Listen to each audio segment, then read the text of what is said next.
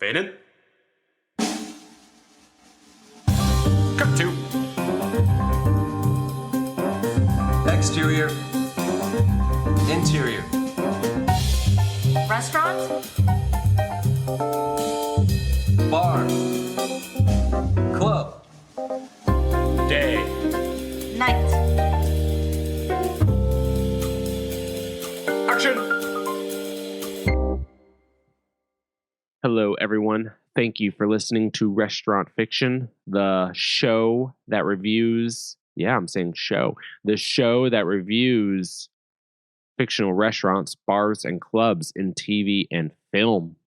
My name is Monis Rose. Our producer, our editor extraordinaire is Chris J. Hudson. Anyway, before we talk about this episode, I want to say to you, first of all, thank you for listening once again. Also, we have a plethora, a slew, an arsenal of episodes, over 80 of them. And as we gear up for our 100th episode, my producer and I, we were looking back at the good times, the great times, the magical, mythological times at Restaurant Fiction. And we pulled an episode out. That actually stuck out in our minds, and it's one of our favorites. And we listened to it, and we both said, we think there is a remix version of this. That's right, that this episode could be remixed. And what would that remix version be? Well, first of all, what episode is that? It is called Ty the Pie Guy. It was released in 2019, and it's with our friend, amazing producer, director, and writer, Susan Lambert Hatem. Now, for those of you who don't even know what Ty the Pie Guy is, it is pretty much a culinary cooking series that is family friendly and is very educational and inspirational, that really will influence children of all ages to get in the kitchen, have some fun, either by themselves or have an interactive activity with their parents, their aunts, their uncles, etc. Yeah, so we were listening to the Ty the Pie Guy episode, and we said, yeah, this is the one, and there is a remix version. We're remixing this. And how are we going to remix it? Well, we're bringing back on Susan Lambert Hatem. She's going to drop some new lines, some new dialogue, some new nuggets of knowledge, some new shattering red pill awesomeness to really make this episode even more badass than it ever was. Yeah. So we had Susan back on, and just so happens that she was also coming off of an amazing play that she did called My Dinner with Andrea, which also had to do with a fictitious restaurant. I was like, well, shit. This is a sign from the universe. Your episode, Ty the Pie Guy, is getting remixed by none other than yourself. Whoa, I know. A little bit meta, a little bit multiverse, a little bit 14th, 20th dimension, a little bit Restaurant Fiction. Here is Ty the Pie Guy, Susan Lambert Hatem, remixed with her new play, her new theatrical production, My Dinner with Andrea, and all good shit. Go. All right. So without any further ado, let's do this. Everyone, there's a big and large fine dining scene in Georgia. Yes, I mean, there are many different cities in Georgia. The biggest one of them all is Atlanta. But when we dine at a fine dining restaurant in Georgia, what are we looking for?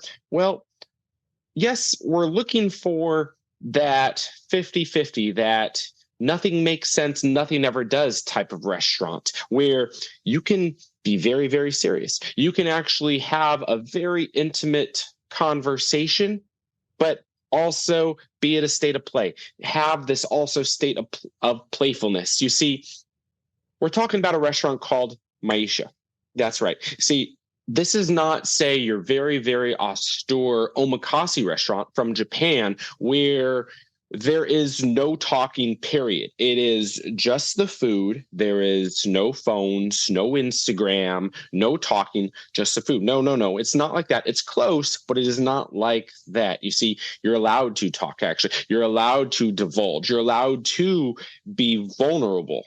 And as a compliment, you're not allowed cell phones. You're not allowed social. You're not allowed, like, there's no one next to you taking food porn pics next to you. So in a way, that is a good thing. Yes, this is a place where you can be vulnerable. You can be serious. You can have that conversation that is needed. What you would get anywhere else. Then you have this ginger barbecued quail, a little bit interesting. And then finally, you get this vegetarian green pigeon, which for us at Restaurant Fiction, we just said the exec, he's just having a gay old time. Let him loose. Let him loose. And we're still going to talk. We're still going to talk, but there is a slight humor. Now, I have not actually mentioned, or us at Restaurant Fiction have not actually mentioned a Southern dish. And are you really going to find that at Maisha?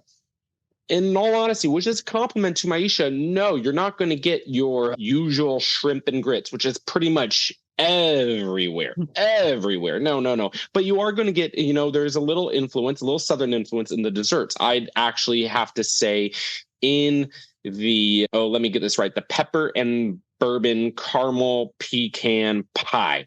Now, personally, I think that's a little bit more Southern than their strawberry peach souffle. Even though there is the Georgia peach, the thyme crumbles on top was a little too herbaceous, a little too much. But anyway, what are we trying to say? How are we summing this all up? Is Maisha the best and the nicest must-go-to place in all of Atlanta and all of Georgia? Well, the answer is tomato. I mean, that is relative. But let's cut to the brass tacks here. Are you going to get something whimsical while you are comfortable to pretty much open your soul in all privacy? Well, then this is the place. And so we're going back to Maisha. Anyway, we are talking. Maisha is the fictional restaurant from the Susan Lambert Hatem play, My Dinner with Andrea. We are talking to the creator of My Dinner with Andrea, the creator of this beautiful play.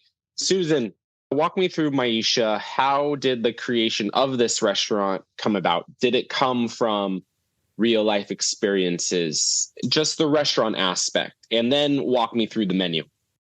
The restaurant aspect, I wanted Maisha not necessarily to be a character like in the play, but a place you wish existed, and that by the end of the play, you wish you could go to that restaurant.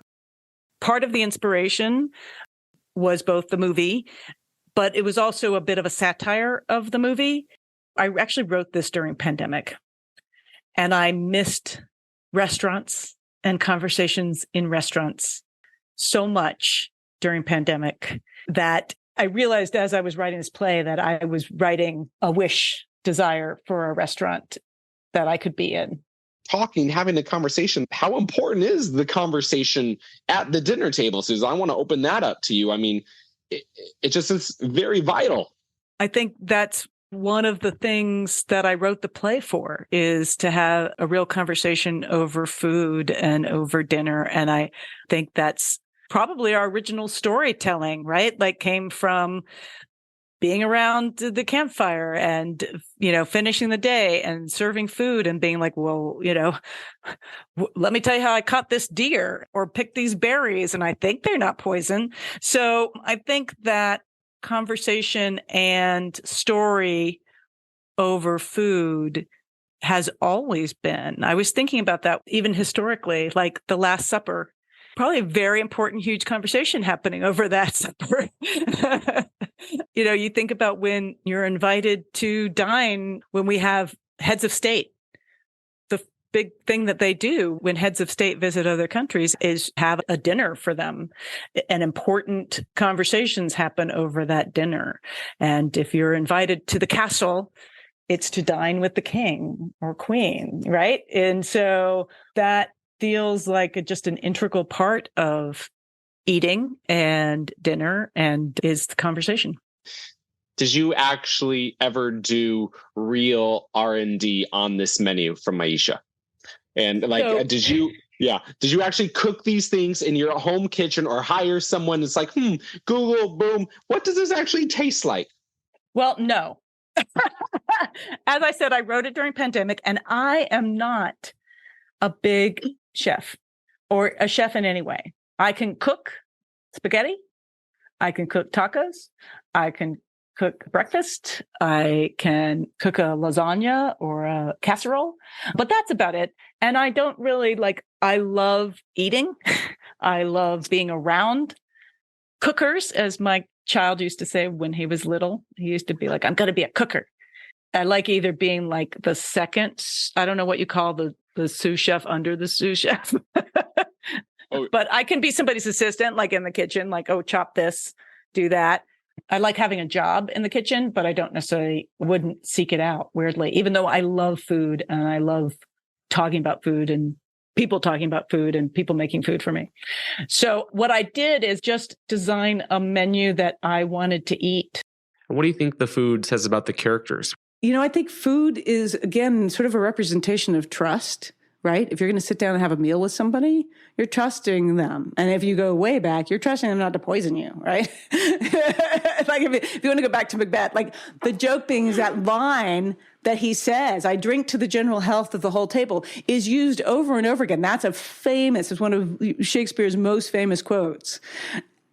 And it's Macbeth saying it, and he's just killed people, right? So, he's like, welcome to my table. And then he's about to go real crazy. So it's a really interesting juxtaposition, and people use that to make toasts with. They use that line, and you're like, do you know where that comes from? Are we supposed to trust you now? But I also think food is community, and food is connection. And that's what I'm really interested in. Susan, what is it about pie? One of the big differences for Ty the Pie Guy is that it's not a kid chef.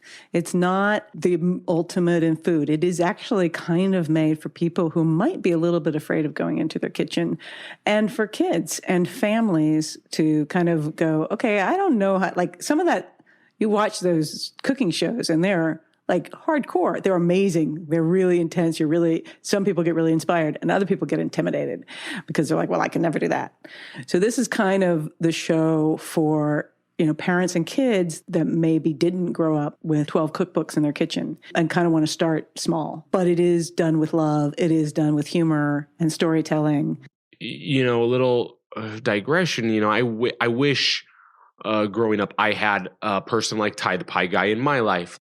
For sure. We all need Ty the Pie Guy in our life because Ty makes a lot of mistakes. And then either his sister or the kid that he's helping kind of go, Ty, maybe it should be this way. It's the idea that food and making food can be fun. It doesn't have to be stressful. It doesn't have to be scary or difficult or, oh my God, how I did it wrong. You mess up a pie, it almost always still tastes good. It might not look perfect, but it tastes good. Speaking of pie, Susan, are you a pie person? It's funny. I would not say I'm a pie person. I would say I'm more of a cake or brownie person. Brownie sundae is kind of my thing. However, there's a couple of pies that I do love. So Ty brought me a lot of pies into my life, and it was great. Yeah, care to tell? Well, the finale pie, it sounds kind of crazy, and it's the best pie I've ever had. Barring a childhood pie, that really is my favorite pie in the whole world. But of the pies I've had since I'm an adult, it's amazingly good. It took a long time. Ty had that recipe, I think, in his head, and it really did actually bring in certain things from the show, actually. So it was really was the finale pie in some ways, in that it sort of called back to other episodes. And it took a long time to make sure it had the right amount, that it wasn't too sweet, really was the big thing. The first few came out really, really sweet, which of course is great. But then you get to the third bite and you're like, oh no, I can't eat any more of this. On the external level, someone can just say, oh, I'm in a way watching this children's cooking show. But in a more intimate level, there's depth. And every episode in Ty the Pie Guy is also a story. And storytelling is a big part of cooking, right? So, you sort of take some ingredients and you mix them together, and then you come up with something that's more than the sum of its parts.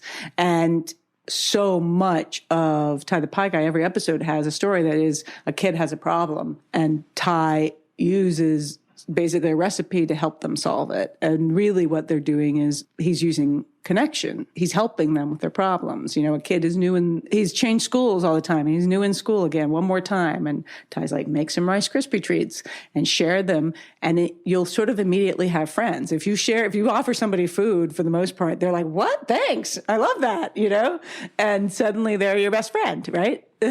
So, cause you gave them some food. Going into now your role as a producer, what is a relationship with the writer? Part of it is making sure that the material with the writer, that what the writer is trying to achieve, they achieve. That's key. That's what a producer is like knowing what the script is, what the best parts of the script, and making sure those get done. How can a writer enhance the role of a producer? I think if you're working with a producer that wants to be a creative producer, and many of them do, if you can find a way to forge the connection and then use the best of them. Not every producer is good at everything. That's why there's like 10 producers on most things, like there really is. It's like, okay, here's the money producer and here's this producer and the line producer. And there are literally 50 producers on a Broadway show. It's insane because you need that many. And some of them are, really good at marketing. And some of them are really good at raising money. Most of them are really good at raising money, which is, that's because it takes a lot of money. Ty and I really, by the end, which is one of the reasons I think when we started off, we knew each other, but we didn't really know each other. Then you have those discussions of like, okay, I really feel strongly that this hat needs to be this way. And, we've got to cut this scene and can we do it against a wall instead of like, a green screen because budget, and then let's figure out how to make it funny, but economical. And trust and communication is key. And if you don't have that, you have to find some way. If you have to make it work together, you have to figure out how to make it work together. It's like, okay, I know I can use this part of this producer as a writer. I know the producer will tell me the truth about this. You have to build trust with the people you work with. And then it's fun. It should be fun. We're making movies and TV shows. You've lived here for a few decades, more than a few. A few. I'm not ashamed. Well, first of all, what are your favorite restaurants in LA? Where are you taking restaurant fiction? I do like Firefly in the Valley. I also love any Thai place, basically. There's a place called Leela Thai. Leela Thai. We joked and named it after my dog Leia. So that's why it was always Leia Thai, even though it's Leela Thai. And it's in Silver Lake as well. It's just a little neighborhood Thai restaurant, but it was my neighborhood Thai restaurant. So I like, that. And we love Stony Point, which is in Pasadena. When I was recently out of grad school, I decided I didn't want to have a day job in the industry. So I ended up working for an organization called Children of the Night, which was basically rescued street kids and child prostitutes and was basically a shelter for them, but also had an outreach organization. So we basically would go drive around Hollywood looking for prostitutes in order to give them services and condoms and do outreach. So we would be out kind of all night and we would go and eat at those Thai restaurants in Thai town. And I felt like I was a cop. The discussion was, what's our next food, right? It was like, okay, where are we going to go tonight? As we're driving around, it's like, oh, should we go to that Thai place or that type of, oh, I want to go back to, And then after that, a few hours later, became the discussion of where do we go get donuts? Some really short, just get to know you questions, Susan. All right. If you had to choose who to get professional advice from, either your 18-year-old self or your 90-year-old self, which version would you choose? That's funny.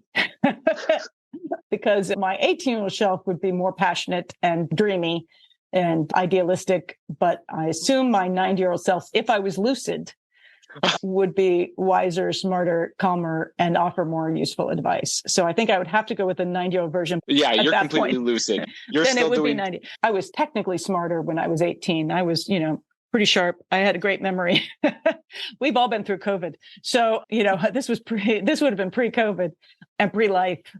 The confidence that comes with age is really the benefit. of age. And the confidence is not so much like, oh, I know what I'm doing, but it's, I know who I am and what's important to me and what's worth the cost of admission. Whether that's, oh, I'm going to take this job and it's going to cost me time and effort, but it's going to give me this financial benefit or this career benefit, or just, negotiating our lives with many different kinds of people. That's the confidence I don't think anybody wants to give up once they have it. That's beautiful. Thank you for that. Now, with this 90-year-old self, what advice is your 90-year-old self telling you right now? That's so far away. I know. I'm going to know a lot more I know. than I know now. So what would she tell me now? I think it's what we kind of get in the stupid little posters, which is don't sweat the small stuff, hang in there, and love and kindness is kind of the most important stuff, and hope, and kind of everything else is unimportant, and spending time with people. Like the experiences are, I think, even if you don't have much memory at 90, you remember the feelings of the experience of adventure and conversation and connection with other people. They would be like, here's what's important. Don't worry about everything else, And speaking of, going off of that answer, and you can use the same one if you want, but what advice would your 90-year-old self tell you to ignore? The negative voice, this isn't good enough. This doesn't matter. Your voice isn't valuable. Other people's yardstick isn't the measure of success. It's your own. And that's always hard when we live in a capitalist world where money and power and fame equals success and everything else is deemed worthless. All right, Susan, what question am I not asking you? Well, it's restaurant fiction. So you didn't ask me my favorite fictional restaurant. That's right. Or I didn't ask you what your dream fictional restaurant would be either. Okay. My dream fictional restaurant. And this one's kind of crazy because I was a huge Star Wars fan when I was 10, and young. And I still am. I still carry that sort of love, but I haven't dived into all the Star Wars. There's too much Star Wars, right? Like now you can't keep up with all the Star Wars, but kind of any of the restaurant in the Star Wars world would probably be really interesting to go to and be at and be able to taste. But weirdly, who are the Jub, like the little creatures? Oh, I think so. Yeah. I know what you're talking about. You know what we're talking about. I love a restaurant that feels like a treehouse, and those creatures feel like they can party. They would put on a good restaurant, and it would probably be really kind of forest based, and it would feel like you're in a treehouse. I love that. All right. This is time for self plugs. The floor is yours, whether it be about My Dinner with Andrea, your current projects that you're allowed to say, how people can get a hold of you, get in touch, organizations. Floor is yours. Oh, thank you. So you can find me at Susan Lambert Hatem, HATEM.com. I'm also Susan Lambert on Twitter. I'm still there for the moment. I'm going to try to, not go down with the ship, but survive past the ship going down. And I also have a podcast, thanks to my great experiences as guests on other people's podcasts. Thank you, Monis. I started a podcast called 80s TV Ladies, 80s TVLADIES. I don't know how to spell ladies. And we just dropped our 23rd episode, the final of season 1. And it's been delightful and lovely. And with my co-host Sharon, we have gotten to interview amazing ladies of the 80s and other people who are involved in 80s television. And we talk about really cool female-driven television shows from the 1980s. And it's been really fun. And then I'm working on several writing projects. Remix over. Does anyone say that?